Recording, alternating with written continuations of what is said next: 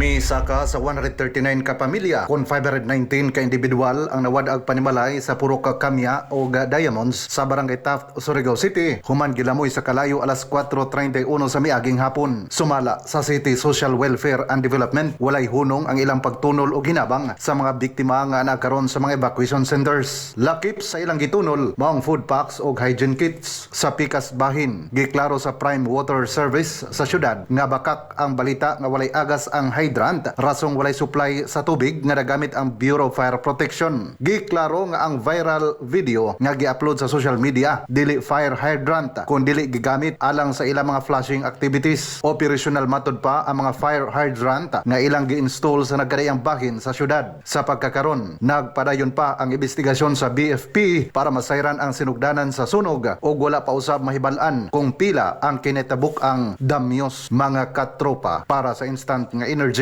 pagtumar og Premium D3 alang sa nagkayusang Pilipino para sa Pilipinas. Kini si katropang Lemuel Pagalaran Ukay, XFM